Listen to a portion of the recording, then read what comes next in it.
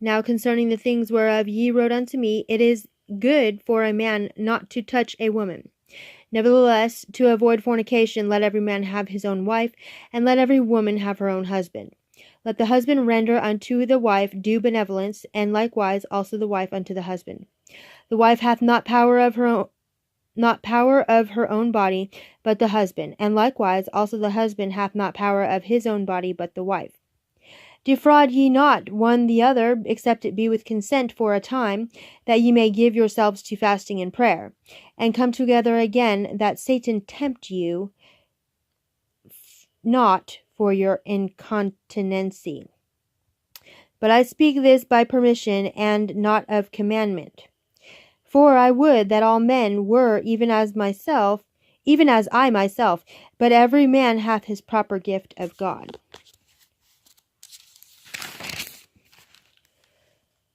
One after this manner, and another after that. I say therefore to the unmarried and widows, it is good for them if they abide even as I.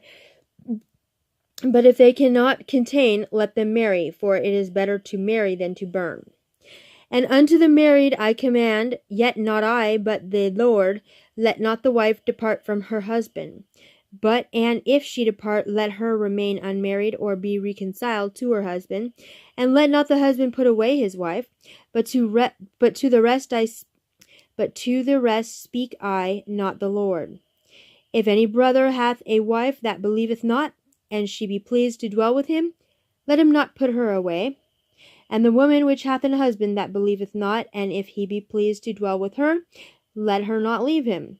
For the unbelieving husband is sanctified by the wife, and the unbelieving wife is sanctified by the husband.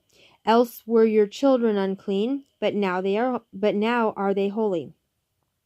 But if the unbelieving depart, let him depart. A brother or a sister is not under bondage in such cases, but God hath called us to peace.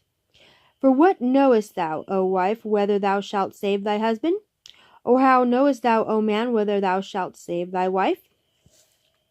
But as God hath distributed to every man, as the Lord hath called everyone, so let him walk. And so ordain I in all churches. Is any man called being circumcised? Let him not become uncircumcised. Is any called in uncircumcision? Let him not be circumcised. Circumcision is nothing, and uncircumcision is nothing, but the keeping of the commandments of God. Let every man abide in the same calling wherein he was called. Art thou called being a servant?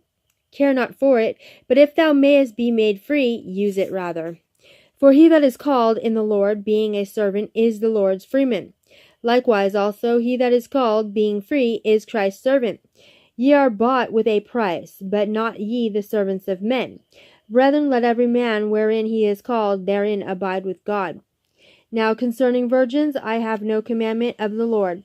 Yet I give my judgment as one that hath obtained mercy of the Lord to be faithful. I suppose therefore that this is good for the present distress. I say that it is good for a man so to be. Art thou bound unto a wife? Seek not to be loosed.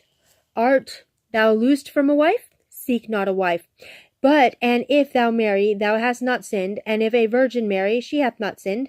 Nevertheless, such shall have trouble in the flesh, but I spare you.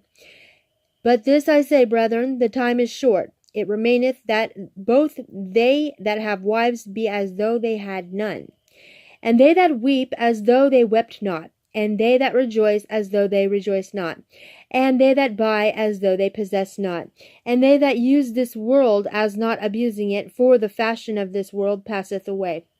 But I would have you without carefulness. He that is unmarried careth for the things that belong to the Lord, how he may please the Lord.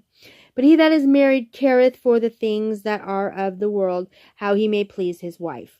There is difference also between a wife and a virgin. The unmarried woman careth for the things of the Lord, that she may be holy both in body and in spirit, but she that is married careth for the things of the world, how she may please her husband. And this I speak for your own profit, not that I may cast a snare upon you, but for that which is comely, and that attend upon the Lord without distraction. But if any man think that he behaveth himself uncomely toward his virgin, if she pass the flower of her age, and need so require, yet let him do what he will. He sinneth not. Let them marry. Nevertheless, he that standeth steadfast in his heart, having no necessity, but hath power over his own will, and hath so decreed in his heart that he will keep his virgin, doeth well. So then he that giveth her in marriage doeth well, but he that giveth her not in marriage doeth better. The wife is bound by the law as long as her husband liveth, but if her husband be dead, she is at liberty to be married to whom she will, only in the Lord.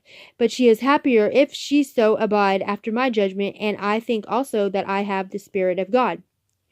End of 1 Corinthians chapter 7.